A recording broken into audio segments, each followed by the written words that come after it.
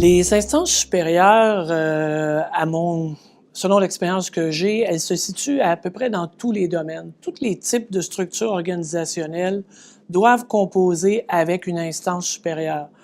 Que ce soit dans un organisme à but non lucratif, une coopérative, une mutuelle d'assurance, où là, on va transiger avec un conseil d'administration. Mais même dans des organismes, des compagnies privées, il y a toujours une instance décisionnelle qui, selon notre position comme gestionnaire, un niveau d'interaction, en fait, qui a la capacité de prendre les décisions, finalement, dans l'organisme. Les enjeux et les défis qu'on peut rencontrer avec les instances, c'est toujours la communication. Dans le sens où communication, c'est un partage d'idées. Lorsqu'on veut gérer une entreprise, il faut savoir qu'est-ce que l'entreprise doit accomplir. Et ça, c'est déterminé avec les instances professionnelles et les supérieurs immédiats ou la direction. Dépendamment de la taille de l'entreprise dans laquelle on travaille, on a toujours à obtenir un aval, une autorisation. Et pour ce faire, il faut communiquer, expliquer, bien dire les enjeux. Alors, dans ce sens-là, moi, je pense que l'essentiel, c'est la communication. Dans le même sens de communication, mais pour moi, il y a un volet qui est important, qui est la compréhension des rôles de chacun. Et souvent, par expérience, encore une fois, c'est là où il y a souvent des frictions. Mon expérience personnelle, elle est essentiellement dans les domaines des organismes à but non lucratif. Donc, j'ai eu à composer avec des conseils d'administration. La compréhension du rôle du conseil versus la compréhension des gestionnaires, du travail que chacun doit faire, si c'est pas clair, si c'est pas revu en continu, il y a définitivement un potentiel de friction. Et pour moi, ça, c'est un enjeu au sens où si les choses sont claires et bien expliquées, les problématiques se règlent. Mais si on laisse les choses flotter, puis je reviens à ce que disait Claude par rapport à la qualité de la communication, à l'importance de la communication, je pense que là, ça peut donner lieu à des frictions, à des problèmes qui sont facilement évitables si on communique bien. Donc, la compréhension des rôles mutuels, pour moi, c'est un point qui est important. Le gestionnaire dans une organisation sans but lucratif, parfois, il est seul.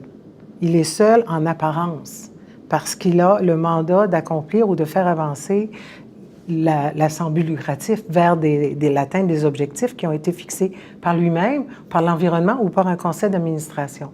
L'idée à ce moment-là, c'est qu'il doit se rappeler que même s'il est en position de responsabilité, il n'est pas seul, il est supposé travailler en équipe.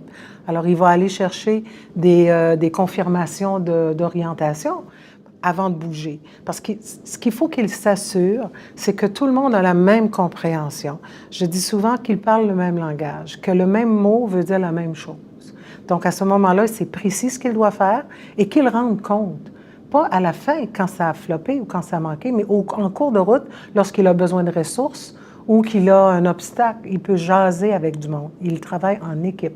Et souvent, certains gestionnaires oublient ça parce qu'ils pensent qu'ils doivent tout faire tout seuls. Ils sont débordés, ils sont fatigués. Bien, avant de s'épuiser, il faut consulter. Et souvent, les instances supérieures, c'est à ça que ça sert. Pour ma part, je parlerais de deux choses. Je parlerais de transparence en complément de ce que Claude vient de mentionner. Transparence parce que parfois, justement, quand on sent que les choses ne vont pas comme on le souhaiterait, on peut avoir envie de dire, bien, je vais tout faire pour essayer de redresser la situation pour éviter d'être en position de faiblesse par rapport aux instances supérieures. Donc, je pense que c'est important de toujours jouer la carte de la transparence. La transparence au quotidien, la transparence au quotidien, donc avec le président, par exemple, du conseil d'administration, mais aussi avec tous les membres du conseil. L'autre volet, c'est peut-être une mise en garde. Pour les gestionnaires d'expérience, dans les organismes à but non lucratif, mais je pense que ça peut s'appliquer à tous les domaines, c'est que ce n'est pas notre PME personnel. On a un mandat de gestion et il y a un danger qui peut s'installer quand peut-être quand ça fait très longtemps qu'on est là et qu'on a l'impression qu'on est les seuls à savoir ce qui est bon pour l'organisation.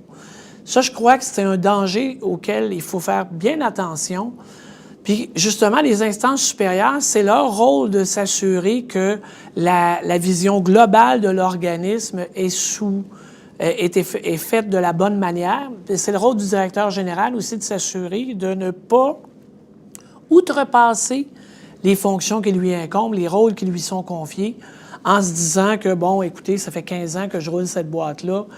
Qui sont les membres du conseil pour savoir mieux que moi ce qui devrait se passer ici? Donc, je pense que c'est transparence et attention au volet, peut-être être trop confortable, puis à perdre de vue l'importance des rôles de chacun, encore une fois.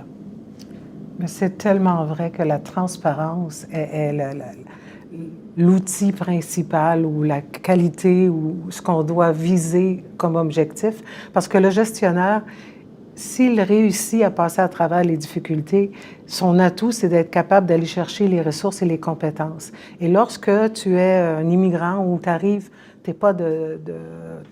tu débarques et tu cherches un emploi, la valeur ajoutée que tu auras, c'est de faire participer dans les échanges et les communications ces différents points de vue-là. Et un bon gestionnaire aura la capacité d'aller chercher ces forces-là et de les mettre ensemble, puis avoir un petit peu de gêne parfois de s'oublier, parce que oui, je l'ai déjà fait. On fait tout, on travaille fort, puis après ça, on ne comprend pas si les gens n'ont pas embarqué n'ont pas endossé l'idéal qu'on cherchait, c'est qu'on l'a mal communiqué ou qu'on l'a mal saisi. Fait qu'il faut mettre des balises, de temps en temps valider et faire ressortir les forces des participants qui sont dans l'équipe. Comme ça, c'est gagnant-gagnant pour tout le monde. En fait, la compétence d'un gestionnaire, peu importe son origine, à partir du moment où cette personne-là possède les bons réflexes, les bonnes compétences, ça va faire de lui une personne apte à bien faire son travail, peu importe où il peut avoir acquis cette expérience-là ou acquis sa formation. On avait eu une discussion animée sur le sujet de la culture des immigrants en gestion, en se disant que finalement, est-ce qu'il y a vraiment une différence entre un gestionnaire immigrant et un gestionnaire d'ici? Oui, il y a des différences culturelles, clairement, si on est d'accord, mais à la base, un bon gestionnaire, c'est un bon gestionnaire. Puis s'il fait ce qu'il doit faire dans son travail, peu importe d'où il vienne, ça va fonctionner. Mais c'est clair qu'au niveau culturel, il y a... Entre autres, on avait eu des conversations sur la question d'argumenter face aux instances supérieures, puis d'exprimer un désaccord par rapport à un point qui serait exprimé, par exemple, par un membre du conseil d'administration, puis de dire, bien, je regrette, je suis en désaccord avec vous parce que les informations que j'ai en main me prouvent le contraire. Défendre un budget, par exemple. Et là, de se faire dire, ben non, on t'a mis beaucoup trop d'argent sur le poste du marketing, bien, est-ce qu'on est en mesure de défendre ce point-là, alors que dans certaines cultures, l'information qui arrive d'en haut est nécessairement la bonne et que je ne peux pas la contester. Donc, je pense que c'est dans des subtilités.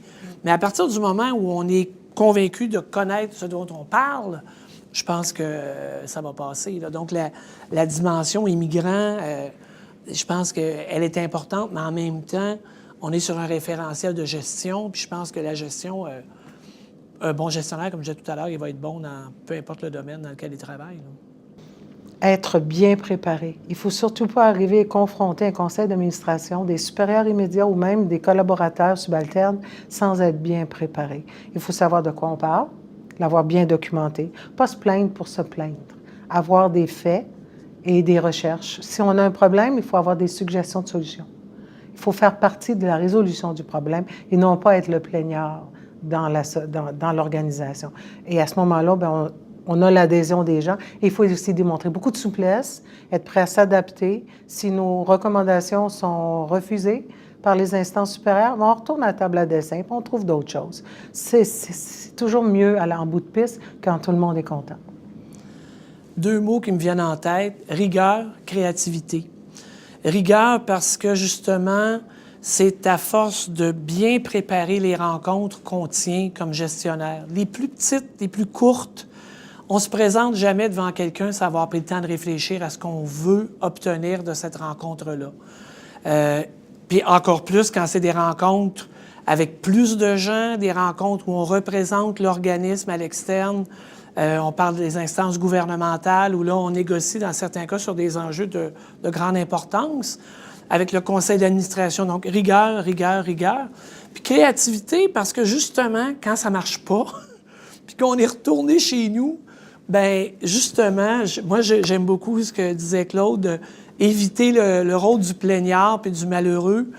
Ça donne jamais, à long terme, une solution gagnante, mais il faut être créatif. Il faut donc se mettre au travail, puis c'est là qu'en partageant cette responsabilité-là avec l'équipe, on peut développer une véritable culture de créativité au sein de l'organisation parce que le directeur général ne prend pas sur lui d'être la personne qui trouve toutes les solutions. Le gestionnaire doit s'inspirer de toute son équipe parce qu'il y a plein de gens qui ont des expertises différentes. Donc, quand les immigrants arrivent dans le portrait, puis qu'on parle souvent de main-d'œuvre à valeur ajoutée, bien, c'est des points de vue que, dans certains cas, nos collaborateurs d'ici n'auraient peut-être pas parce qu'ils n'ont pas eu de l'expérience à l'extérieur du pays, pas toujours. Donc, ça vient vraiment bonifier. Donc, créativité, rigueur, deux mots-clés qui m'apparaissent importants dans l'expérience que moi j'ai eue en tout cas comme gestionnaire. Quand ces mots-clés-là, créativité et rigueur sont implantés, gérer peut être vraiment plaisant. Avoir du fun au travail, ça peut exister. Le défi de toujours rechercher des solutions.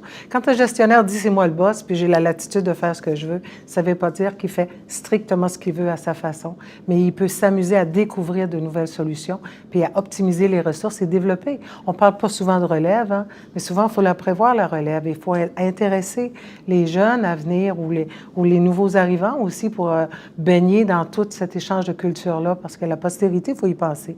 La pérennité de le sans but lucratif, c'est comme une pérennité d'une entreprise privée. Il faut penser aussi au ressourcement. C'est pas évident d'aller voir au gouvernement quand il y a 100 organismes qui veulent des fonds pour le même type d'activité. C'est l'organisme qui a donné des résultats puis qui est capable de les présenter, il va tirer son épingle du jeu. Et ça peut être vraiment plaisant.